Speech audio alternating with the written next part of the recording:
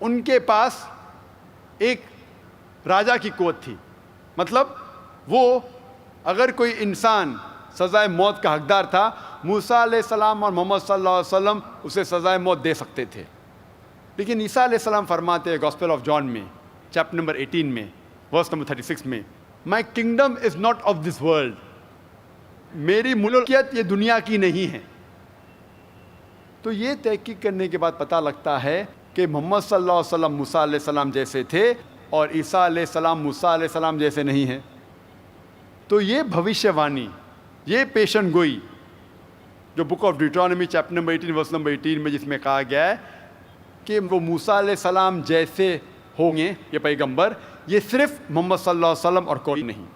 اس کے آگے لکھا ہے I shall raise thee up a prophet from among thy brethren، میں ایک ایسے پیغمبر کو بھیجوں گا جو آپ کے بھائیوں میں سے ہے. اور ہم جانتے ہیں کہ یہود اور عرب رشتہ دار ہے، کیونکہ ابراہیم علیہ السلام کے 2 بیٹے تھے، اسحاق علیہ السلام اور اسماعیل علیہ السلام. اسحاق علیہ السلام کی نسل کو کہتے یہود اور اسماعیل علیہ السلام کی نسل کو کہتے عرب. تو عرب اور یہود دے آر کزنز، رشتہ دار ہے. اس میں لکھا ہے I shall raise thee up a prophet from among thy brethren like unto thee and I shall put my words into his mouth and he shall say all that I command him. اس میں آگے لکھا ہے کہ میں میرے الفاظ ان کے منہ میں ڈالوں گا اور وہ وہی کہے گا جو میں کہوں گا. یہ بھوشیہ وانی، یہ پیشن گوئی ہو بہو محمد صلی اللہ علیہ وسلم کے بارے میں ذکر کر رہی ہے. آگے لکھا ہے بک آف ڈیوٹرانومی میں چیپٹر نمبر 18 ورس نمبر 19 میں، اگر کوئی انسان اس پیغمبر میں نہیں مانے گا میں اس سے دشمنی کروں گا. I will take revenge of him، میں اس سے بدلہ لوں گا. آگے لکھا ہے بک آف آئزایہ میں چیپٹر نمبر 29 ورس نمبر 12 میں، when it is said to him pray read this he will say I am not learned.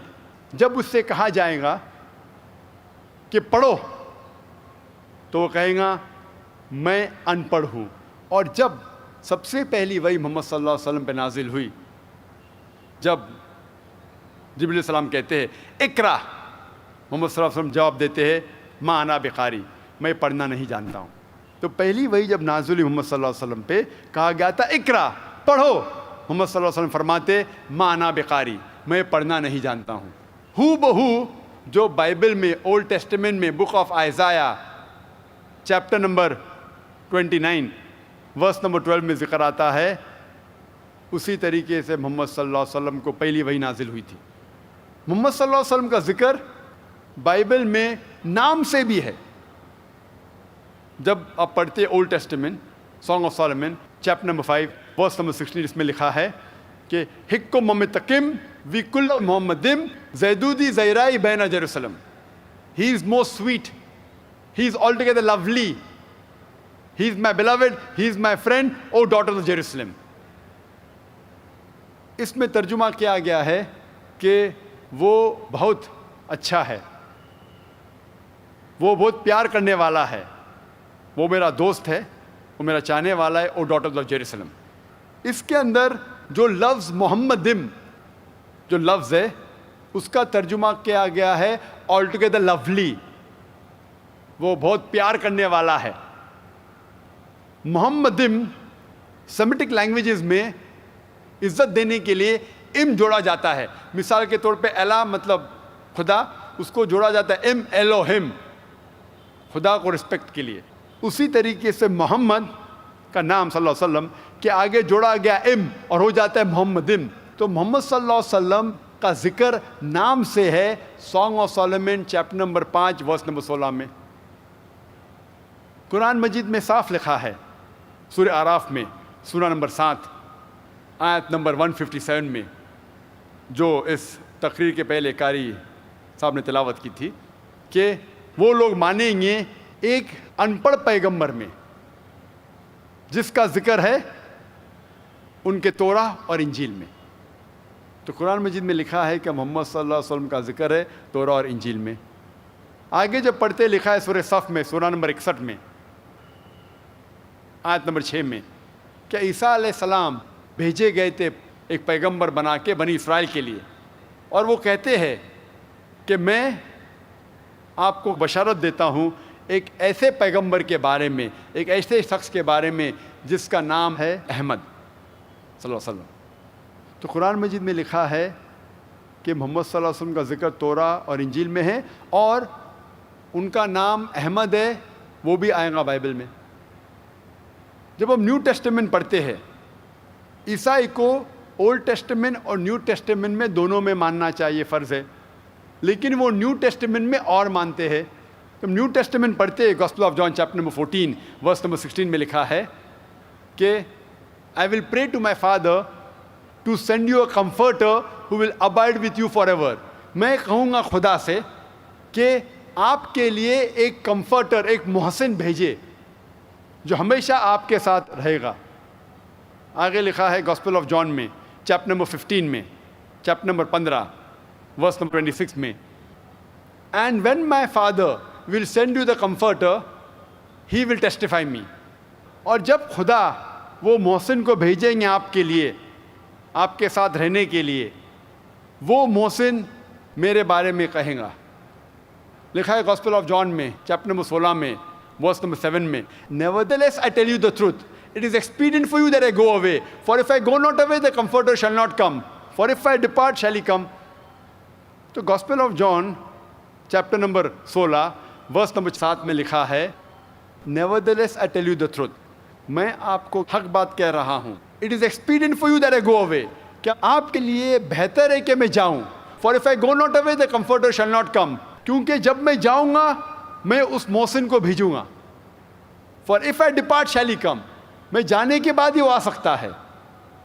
یہ کمفرٹر، یہ محسن کا جو ذکر ہو رہا ہے، جب ہم پڑھتے ہیں گاسپل میں لفظ استعمال کیا گیا ہے پیراکلیٹوس۔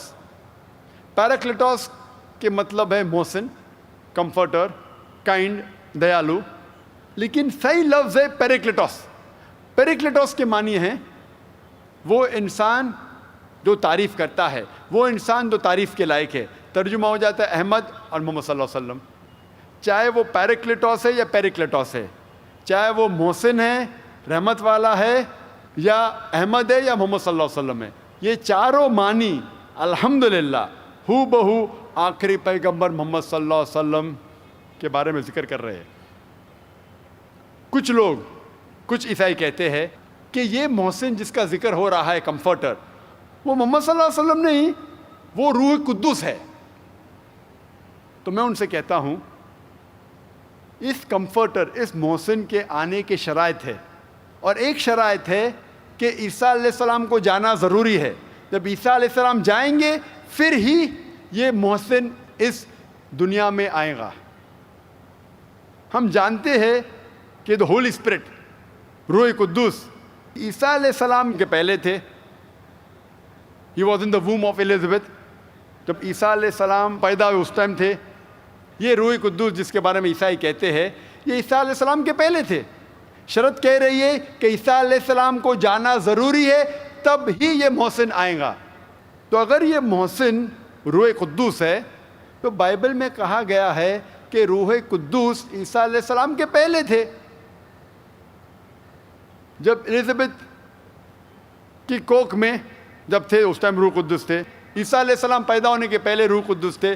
جب عیسیٰ علیہ السلام اس دنیا میں تھے اس ٹائم بھی روح قدس تھے۔ تو یہ محسن روح قدس ہو ہی نہیں سکتا، یہ صرف اور صرف محمد صلی اللہ علیہ وسلم میں۔ میں اور ایک آخری پیشن گوئی آپ کے سامنے پیش کروں گا محمد صلی اللہ علیہ وسلم کے بارے میں نیو ٹیسٹمنٹ سے، جو گاسپل آف جان ہے chapter number 16 verse number 12 to 14 میں لکھا ہے۔ عیسیٰ علیہ السلام کہتے ہیں I have many things to say unto you, but ye cannot bear them now. For he, when the Spirit of truth shall come, he shall guide you unto all truth. He shall not speak of himself. All that he hears shall he speak. He shall glorify me. اس پیشن گوئی میں لکھا ہے کہ عیسیٰ علیہ السلام کہتے ہیں I have many things to say unto you. مجھے بہت کچھ چیزیں آپ سے کہنا ہے. But you cannot bear them now. لیکن آپ ان باتوں کو نہیں سمجھ پائیں گے. He, when the Spirit of truth shall come, he shall guide you unto all truth. وہ جب حق کا انسان آئے گا وہ آپ کو ساری باتیں کہے گا. He shall not speak of himself. All that he shall speak. وہ اپنے آپ کچھ نہیں کہیں گا, جو کچھ سنے گا وہ کہیں گا. He shall glorify me. وہ میری تعریف کرے گا. یہ پیشن گوئی صرف اور صرف محمد صلی اللہ علیہ وسلم پہ اشارہ کر رہی ہے. اس سے صاف ظاہر ہوتا ہے کہ محمد صلی اللہ علیہ وسلم کے بارے میں ذکر ہے کہ وہ آخری پیغمبر ہے, عیسائی مذہب کی کتابوں میں بھی. اس طریقے سے محمد صلی اللہ علیہ وسلم نہ ہی صرف قرآن میں کہا گیا ہے کہ وہ آخری پیغمبر ہے, لیکن مختلف مذہبی کتابوں کا مطالعہ کریں گے تب آپ کو پتہ چلے گا کہ محمد صلی اللہ علیہ وسلم کی پیشن گوئی ساری مذہبی کتابوں میں ہے, نہ ہی قرآن میں لیکن ہندو مذہبی کتابوں میں, پارسی مذہبی کتابوں میں, بدھ مذہبی کتابوں میں, یہود مذہبی کتابوں میں, عیسائی مذہبی کتابوں میں صاف طور پہ. کیوں؟ کیونکہ محمد صلی اللہ علیہ وسلم آخری پیغمبر ہے. تو آخرت کے دن پہ کوئی بھی شخص یہ نہیں کہہ سکے گا کہ مجھے نہیں پتا تھا کہ محمد صلی اللہ علیہ وسلم خدا کے آخری پیغمبر ہے. جتنے پیغمبر پہلے آئے وہ صرف اپنی قوم کے لیے بھیجے گئے تھے اور ان کا پیغام محدود تھا ایک وقت کے لیے, جب تک نیا پیغام اللہ سبحانہ و تعالیٰ نازل کریں گے. لیکن کیونکہ محمد صلی اللہ علیہ وسلم آخری پیغمبر تھے, وہ صرف مسلمان یا صرف عربوں کے لیے نہیں بھیجے گئے تھے, وہ ساری انسانیت کے لیے بھیجے گئے تھے. اور میں اس تقریر کو ختم کروں گا قرآن مجید کی آیت سے, سورہ کوثر سے, سورہ نمبر 108 آیت نمبر 1 2 3. انا اعطیناک الکوثر فصل لربک وانحر ان شانئک هو الابتر. ہم نے عطا فرمایا ہے کوثر. محمد صلی اللہ علیہ وسلم کا ذکر ہو رہا ہے. اللہ تعالیٰ فرماتے کہ ہم نے محمد صلی اللہ علیہ وسلم کو کوثر عطا فرمایا ہے, اور وہ اللہ کی طرف عبادت کرتے ہیں, نماز پڑھتے ہیں اور قربانی کرتے ہیں. اور جو کوئی ان کے دشمن ہیں اور جو کوئی محمد صلی اللہ علیہ وسلم کے دشمن ہیں, محمد صلی اللہ علیہ وسلم سے نفرت کرتے ہیں, ہم ان کی جڑ کاٹتے ہیں. وآخر دعوانا الحمدللہ رب العالمین.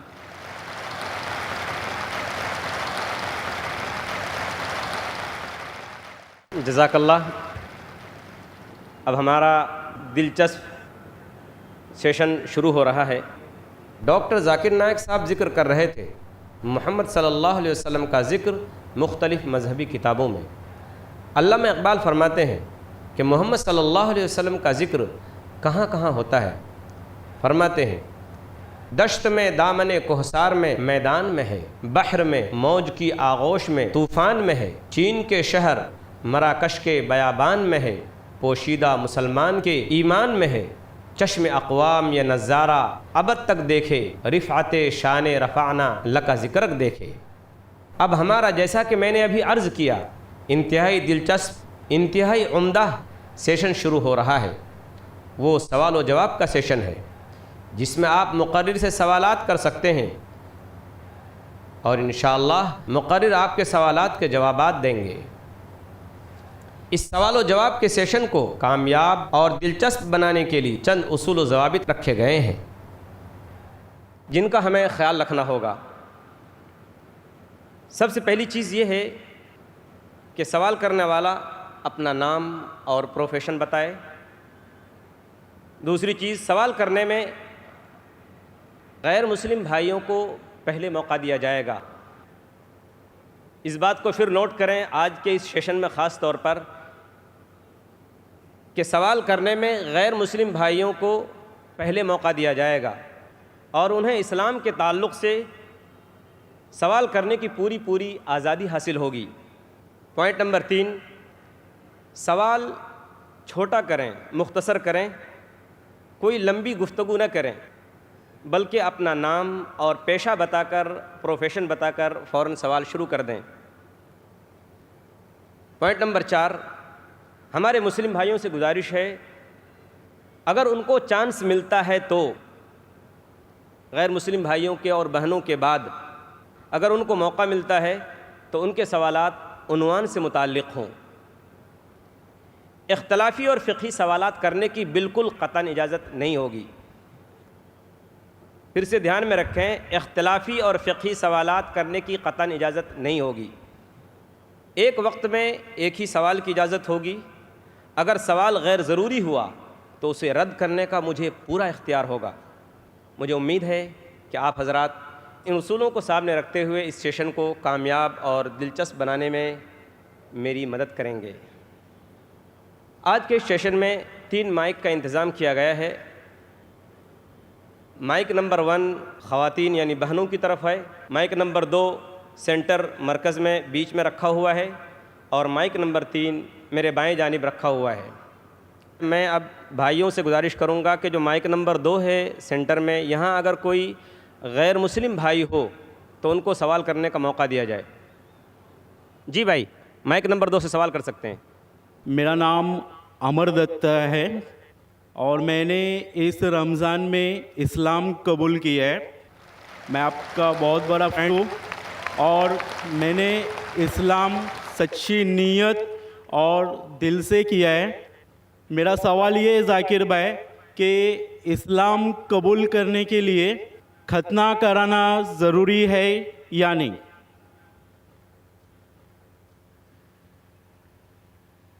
بھائی صاحب ماشاء اللہ، اس رمضان میں اللہ نے ہدایت دی انہیں اور امن کا مذہب قبول فرمایا۔ میں دعا کرتا ہوں اللہ سبحانہ تعالیٰ سے کہ آپ کی انشاءاللہ جد و جہد کو قبول فرمائیں، اس دنیا اور آخرت میں بھی انشاءاللہ آپ سفلتا پائیں گے۔ آپ کا سوال تھا کہ جب غیر مسلم بنتا ہے، اسلام قبول کرتا ہے، تو ختنہ کرنا ضروری ہے کہ نہیں؟ ختنہ کرنا جب ایک انسان مسلمان بنتا ہے تو فرض نہیں ہے لیکن سنت موقدہ ہے۔ فرض نہیں ہے لیکن سنت موقدہ ہے، یعنی بہت اہم سنت ہے۔ It is recommended. کیوں؟ کیونکہ کئی وجہ ہے۔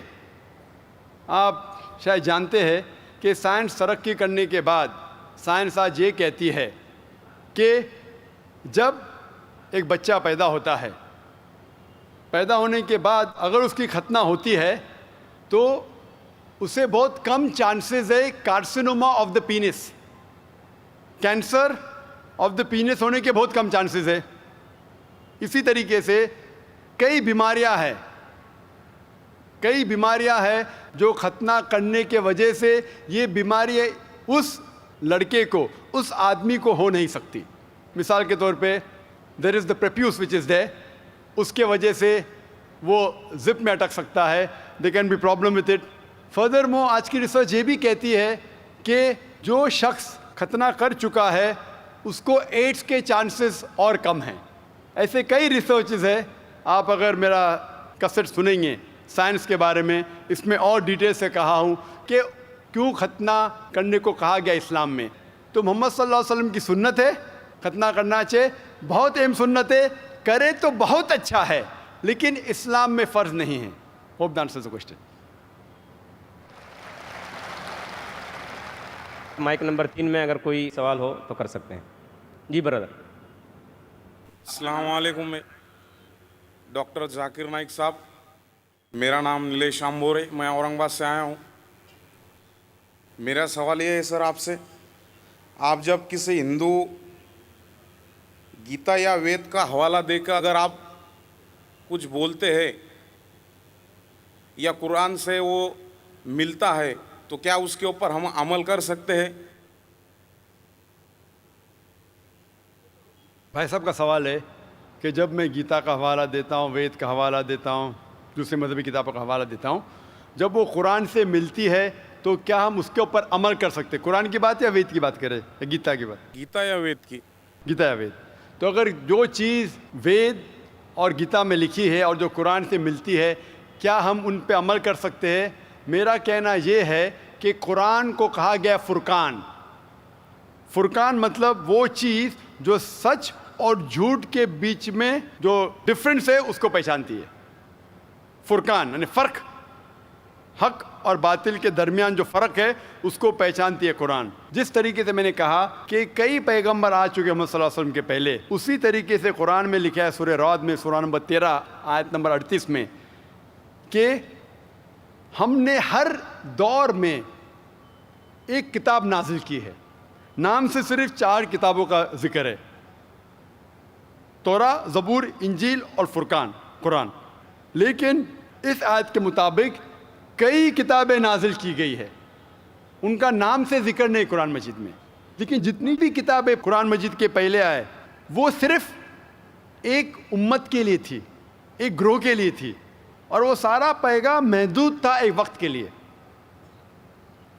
اسی لیے اللہ سبحانہ و تعالیٰ نے، خدا نے یہ ساری کتابوں کو محفوظ رکھنے کے لیے صحیح نہیں سمجھا، کیونکہ یہ محدود تھی اس وقت کے لیے۔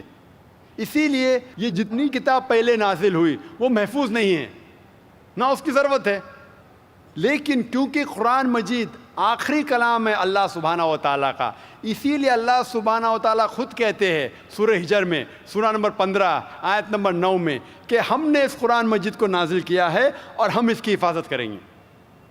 تو جتنے پہلے کتابیں آئے ان کے اندر ملاوٹ ہو چکی ہے، جس طریقے سے اللہ تعالیٰ فرماتے قرآن مجید نے سورہ بقرہ میں سورہ نمبر 2 آیت نمبر 79 میں، فَوَيْلٌ لِّلَّذِينَ يَكْتُبُونَ الْكِتَابَ بِأَيْدِيهِمْ ثُمَّ يَقُولُونَ هَٰذَا مِنْ عِندِ اللَّهِ لِيَشْتَرُوا بِهِ ثَمَنًا قَلِيلًا فَوَيْلٌ لَّهُم مِّمَّا كَتَبَتْ أَيْدِيهِمْ وَوَيْلٌ لَّهُم مِّمَّا يَكْسِبُونَ۔ لعنت ہے ان لوگوں پہ جو لوگ کتاب اپنے ہاتھ سے لکھتے ہیں اور کہتے ہیں یہ خدا کی طرف سے ہے، لعنت ہے ان لوگوں پہ جو کماتے ہیں، لعنت ہے ان لوگوں پہ جو لکھتے ہیں۔ تو اس سے یہ ظاہر ہوتا ہے کہ جتنے پہلے کتابیں آئے ان میں ملاوٹ ہو چکی ہے۔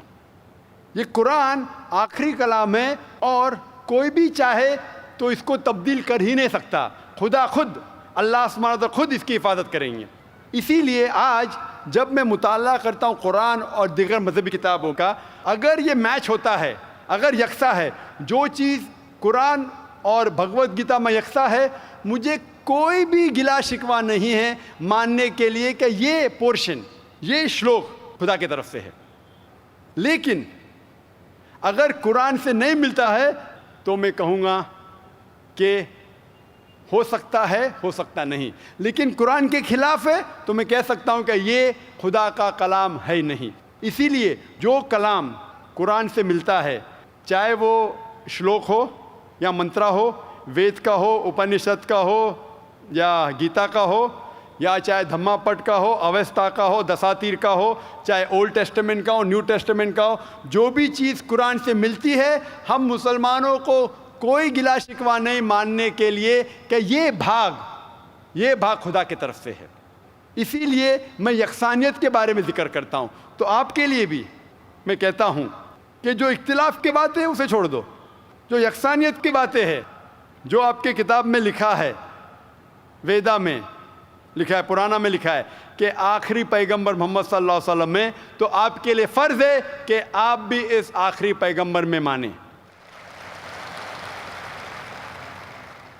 تو آپ آخری پیغمبر میں مانتے؟ ہاں آپ کی وید میں مانتے؟ ہو مانتے ہیں نا، آپ پرانا میں مانتے ہیں؟ ہو مانتے۔ تو میرے تقریر میں نے اتنے بار کہا اور اتنے حوالے دیا کہ آپ کی مذہبی کتابوں میں لکھا ہے کہ محمد صلی اللہ علیہ وسلم انتم رشی ہے۔ آپ کل کی پرانا پڑھیں گے تو ان کے والد کا نام لکھا ہے وشنو یاس عبداللہ، ان کے والدہ کا نام لکھا ہے سمتی آمنہ۔ وہ کہاں پیدا ہوئیں گے؟ سنبالا میں، مکہ میں، وہ چیف آف سنبالا میں، قریش کے خاندان میں، ساری چیزیں میں نے کہا۔ تو اب آپ مانتے ہیں کہ آخری پیغمبر محمد صلی اللہ علیہ وسلم ہے؟ ہو مانتے ہیں نا۔ ماشاء اللہ۔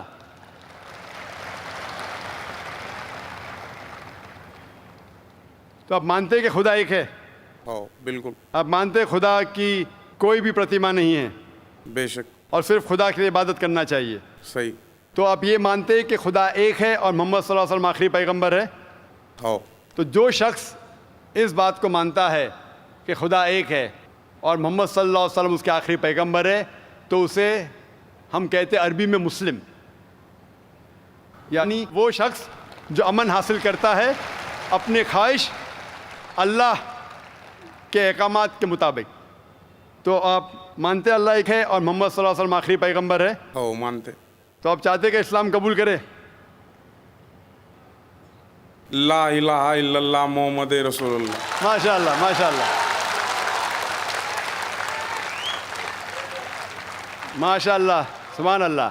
آپ صرف زبان سے کہہ دیے کہ اللہ ایک ہے، اس کے علاوہ کوئی معبود نہیں عبادت کے لائق، اور محمد صلی اللہ علیہ وسلم آخری پیغمبر، آپ مسلمان ہیں. جس طریقے سے آپ نے سوال کیا مجھے شک ہو رہا تھا کہ ماشاءاللہ آپ مومن ہیں، اور میں دعا کرتا ہوں اللہ سبحانہ تعالیٰ سے کہ آپ کو انشاءاللہ اس دنیا اور آخرت میں سفلتا دے.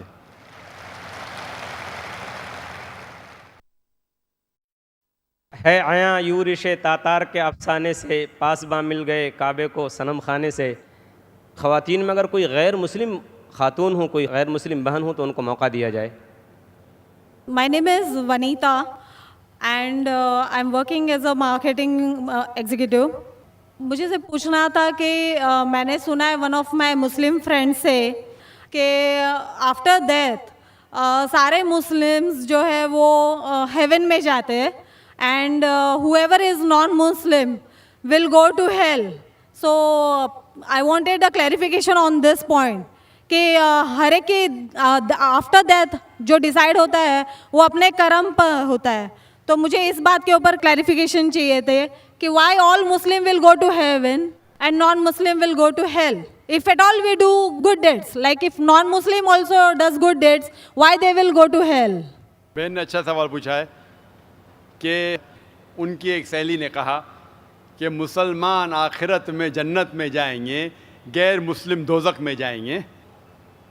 مسلم مطلب وہ جو امن حاصل کرتا ہے، اللہ سبحانہ و تعالیٰ کے احکامات کے مطابق چلتا ہے، قرآن اور صحیح حدیث پہ عمل کرتا ہے، اسے کہتے ہیں صحیح مسلم.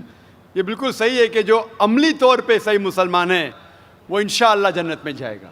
لیکن آپ کا سوال تھا کہ جو غیر مسلم اچھے اعمال کرتے ہیں وہ کیوں نہیں جنت میں جائیں گے؟ بہن، جنت میں جانے کے لیے 4 شرائط ہے. جب میں میرا 10th اسٹینڈرڈ پاس کیا، میں سینٹ پیٹرس اسکول سے فارغ ہوں، جب میں ICSE میں تھا 10ویں میں، میرے ایگزامینیشن میں 6 کمپلسری سبجیکٹس تھے: انگلش، میتھمیٹکس، سائنس، جغرافی، history, Hindi. 6 subjects compulsory. 6 subjects میں پاس ہونا کمپلسری ہے. اسی طریقے سے انسان کو جنت میں جانے کے لیے 4 شرائط ہے. یہ لکھا ہے سورہ العصر میں، سورہ نمبر 103 آیت نمبر 1 2 3، جس میں اللہ تعالیٰ فرماتے والعصر ان الانسان لفی خسر الا الذین آمنوا وعملوا الصالحات وتواصوا بالحق وتواصوا بالصبر. اللہ سبحانہ و تعالیٰ قسم کھا رہے ہے وقت کی، عصر کی، بے شک انسان خسارے میں ہے. صرف وہ لوگ جو 4 چیز میں سفلتا پاتے ہیں وہ لوگ خسارے میں نہیں ہیں. اور یہ 4 چیزیں ایمان، عمل صالحات، وتواصوا بالحق، وتواصوا بالصبر. جس طریقے سے مجھے 10th اسٹینڈرڈ پاس کرنے کے لیے 6 سبجیکٹس میں پاس ہونا کمپلسری ہے. مثال کے طور پہ اگر مجھے میتھمیٹکس، انگلش، ہسٹری، جغرافی، سائنس میں 99% مارکس ملتے ہیں، 99%، اور ہندی میں صرف مجھے 10% ملتے ہیں، اینڈ پاسنگ مارکس از 40%. پاس ہونے کے لیے 40 مارکس کی ضرورت ہے. اگر ایک سبجیکٹ میں، ہندی میں مجھے 10% مارکس ملتے ہیں اور باقی 5 سبجیکٹ میں 99% مارکس ملتے ہیں، کیا میں 10th اسٹینڈرڈ پاس کروں گا کہ نہیں؟ بہن، میں آپ سے پوچھنا چاہتا ہوں، کیا میں 10th اسٹینڈرڈ میں سفلتا پاؤں گا کہ نہیں؟ ایک سبجیکٹ میں 10%، باقی 5 سبجیکٹس میں 99%، کیا میں 10th اسٹینڈرڈ پاس کروں گا کہ نہیں؟ نہیں. کیوں؟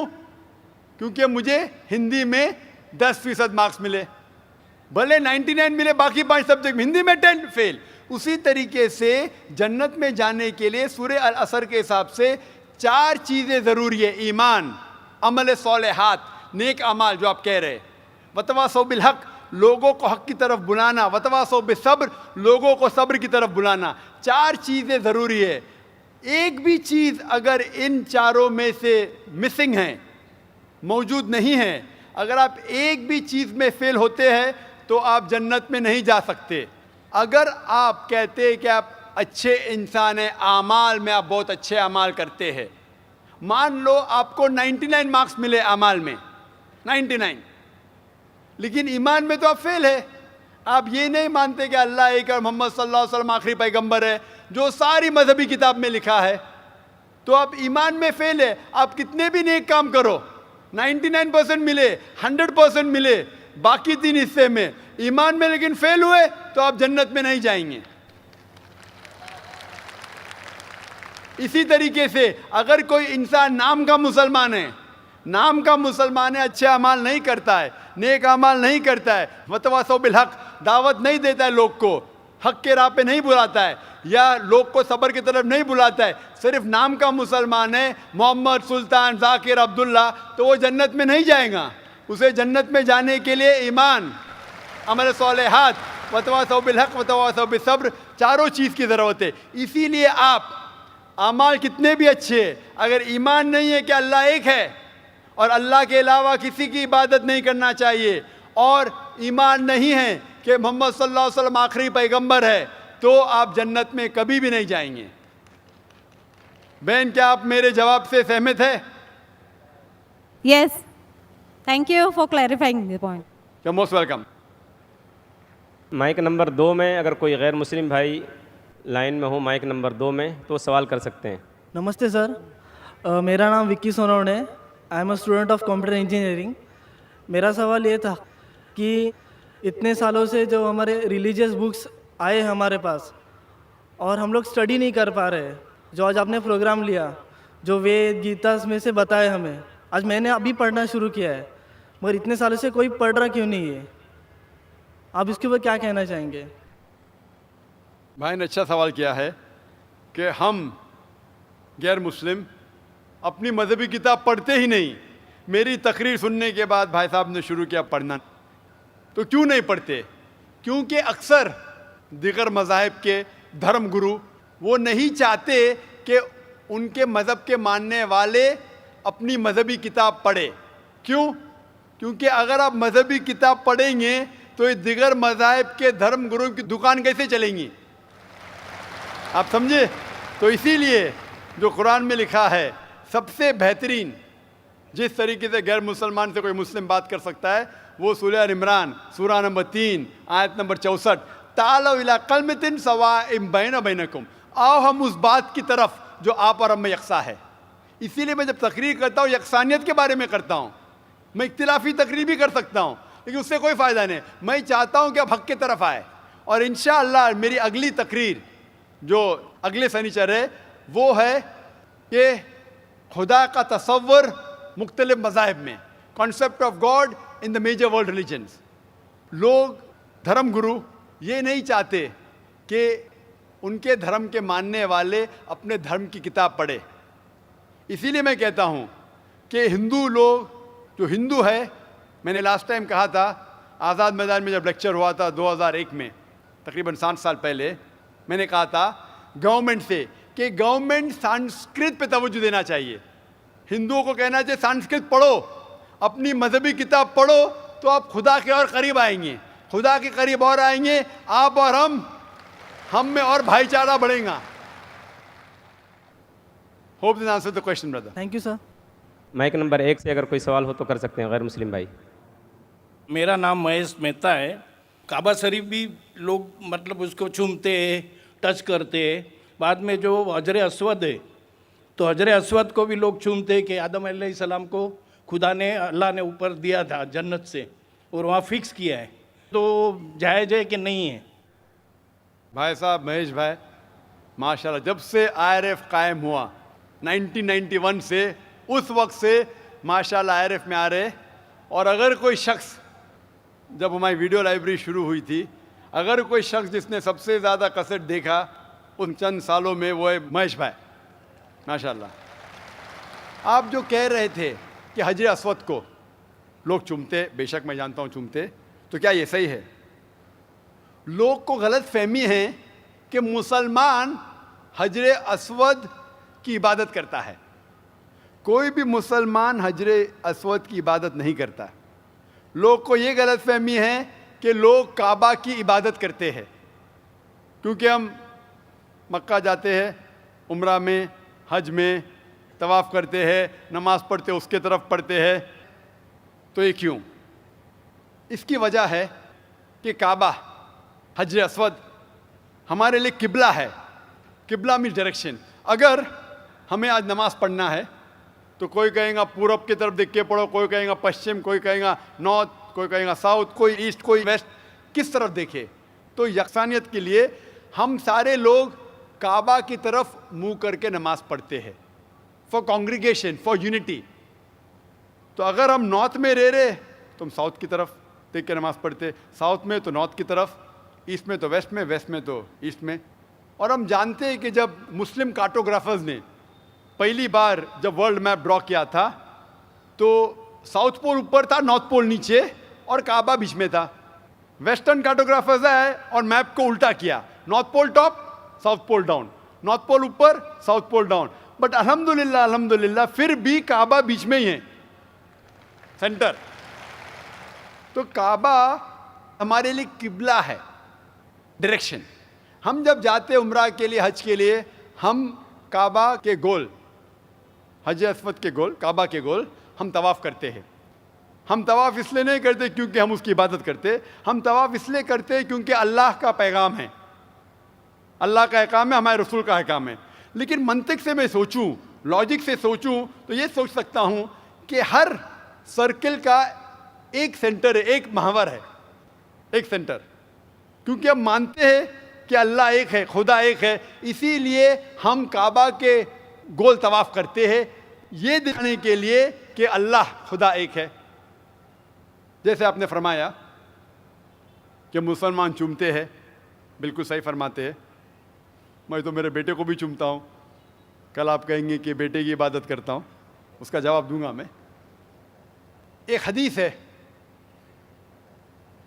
صحیح بخاری کی, والیوم نمبر 2, حضرت عمر رضی اللہ عنہ جو سیکنڈ خلیفہ تھے اسلام کے, وہ یہ حجر اسود کو دیکھ کے کہتے ہیں کہ یہ کالا پتھر نہ ہی میرے لیے کچھ اچھا کر سکتا ہے, نہ میرے لیے کچھ برا کام کر سکتا ہے, کیونکہ میرے آخری رسول محمد صلی اللہ علیہ وسلم سے چوما, اس لیے میں چوم رہا ہوں. It can neither benefit me, it can neither cause me harm. نہ مجھے کوئی نقصان پہنچا سکتا ہے, نہ مجھے کوئی فائدہ پہنچا سکتا ہے, کیونکہ محمد صلی اللہ علیہ وسلم نے چوما, اس لیے میں چوم رہا ہوں. یہ الفاظ دوسرے خلیفہ حضرت عمر رضی اللہ عنہ کہ کافی ہے بتانے کے لیے کہ ہم مسلمان حجر اسود کی عبادت نہیں کرتے. اور محمد صلی اللہ علیہ وسلم کے وقت پہ کئی صحابہ کعبہ پہ چڑھ کے اذان دیتے تھے. اگر کوئی مسلمان کعبہ یا حجر اسود کی عبادت کرتا ہے, کوئی بھی بت پرست جو بت کی عبادت کرتا ہے اس پہ کبھی بھی نہیں چڑھے گا. تو یہ کہنا کہ ہم کعبہ یا سنگ اسود یا حجر اسود کی عبادت کرتے ہیں, کئی صحابہ نے کعبہ پہ چڑھ کے اذان دی, تو یہ ثابت ہے کہ ہم نہ کعبہ نہ حجر اسود کی عبادت کرتے ہیں, ہم صرف اس کو قبلہ مانتے ہیں. اور کیونکہ اللہ کے رسول نے چوما اس لیے ہم چومتے ہیں, ہم اس کی عبادت نہیں کرتے. Hope that answers the question. خواتین کی طرف مائک نمبر 3 میں اگر کوئی غیر مسلم خاتون سوال کرنا چاہتی ہوں تو کر سکتی ہیں. My name is Vijay Lakshmi and I'm working with the shipping company as a fleet personal executive. And see, about 2 months before, I just felt like I should read Quran, I should know more about Islam. And so I just felt like, asked one of my friend who was there in the train, whom I didn't knew, ki what's Quran? So she told me, okay, fine, this is what it is. I read about it and I really loved reading it. And then once upon, like I read all about Muhammad sallallahu alaihi wasallam and the sunnatis and all, the ways of life and everything. And I found it to be so beautiful. Like it taught me how to live, which the life I never led before. It was like so beautiful and I can't explain now too, like how I feel coming into Islam and knowing about Allah. And like today I have surrendered myself to the laws of Islam and Muhammad, but I can't. But the problem is that I can't tell my parents, nor my relatives, nor my brother, like what is Allah. I want to tell them, what is Allah? Like you just ask one thing. Like today I wanted to be over here and listen to your bayan. And I just thought, oh, I could be there with you and to listen to your Bible. And see, today evening, all alone, I'm over here to listen to you. The faith, the confidence, the faith in whatever I asked, like, no, I want this. And I do get that. But that faith, that love, that affection, I had never seen in all these years in my life. But now I feel that it's like I can't explain in which world I have come into now. But the same way, I want to explain my parents what Islam is. But they're not ready to accept what it is. How am I supposed to make them explain? Who is Allah? What is Allah? Sister asked a very good question. बहन ने सवाल किया है कि वो चाहती थी. Will I understand Urdu? Is it fine? Can you understand Urdu, Hindi, or do you want me to reply in English? No, I can understand Hindi and Urdu as well. Fine. Good. You're like me. My English is more powerful than my Urdu, Hindi. बहन ने सवाल किया है कि वो चाहती थी कि कुरान मजीद पढ़े, और चंद महीने पहले 2-3 महीने पहले उसने एक मुसलमान दोस्त से पूछा है और कुरान मजीद पढ़ा है, और कुरान मजीद पढ़ने के बाद इतना अमन महसूस करने लगी, और मोहम्मद सल्लल्लाहु अलैहि वसल्लम को जानने के बाद कि आज वो कहती है कि I have surrendered to the will of Allah and the teaching of Mohammad सल्लल्लाहु अलैहि वसल्लम. वैसे वो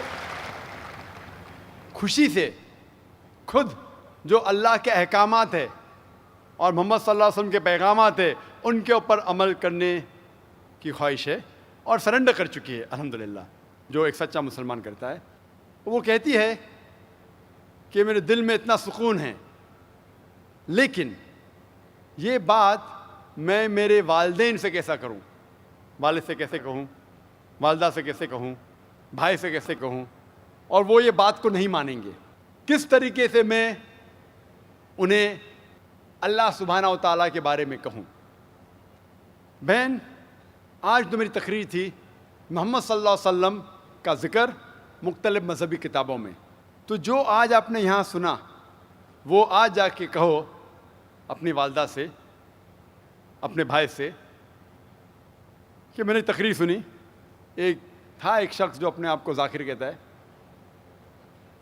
वो कहता है कि मोहम्मद सल्लल्लाहु अलैहि वसल्लम हिंदू मज़हब की किताब में भी है, और हिंदू मज़हबी किताब के हिसाब से वो आखिरी पैगंबर है. वो मोहम्मद सल्लल्लाहु अलैहि वसल्लम लोग जिसे कहते हैं वो सही इंसान नहीं, क्योंकि मैं जानता हूँ कि गैर मुसलमानों को मोहम्मद सल्लल्लाहु अलैहि वसल्लम के बारे में गलत फहमी है. और जो कुछ मैंने इस तकरीर में बयान किया, जो भी आप याद रख सके वो आप अपने वालिदैन और अपने भाई से फरमाएं. जहाँ तक कि अल्लाह का ताल्लुक़ है कि अल्लाह के बारे में किस तरीके से मैं मेरे वालिदैन को कहूँ, अगले शनिचर जैसे मैंने कहा 22 तारीख को मेरी तकरीर है खुदा का तसव्वुर मुख्तलिफ़ मज़हब में, concept of God in various world religions. और इसमें इंशाअल्लाह जिस तरीके से आज मैंने साबित किया मोहम्मद सल्लल्लाहु अलैहि वसल्लम आखिरी पैगंबर है मुख्तलिफ़ मज़हबी किताबों से, उस दिन एक हफ़्ते बाद इंशाअल्लाह मैं ये साबित करूँगा कि हर मज़हब में ज़रूरी है कि एक ही ईश्वर है, एक ही खुदा है, एक ही अल्लाह है, और इस ईश्वर की कोई प्रतिमा नहीं है, ना कोई बुत है, और सिर्फ़ हमें इसकी इबादत करना चाहिए. तो ये दोनों तकरीर सुनने के बाद जो दोनों मेन पिलर्स है, मेन रुकन हैं, इस्लाम के मेन रुकन है जो कलमा भी है कि मानो कि एक खुदा है और उसके अलावा किसी की इबादत नहीं करना चाहिए, और मोहम्मद सल्लल्लाहु अलैहि वसल्लम उसके आखिरी पैगंबर और बंदे हैं.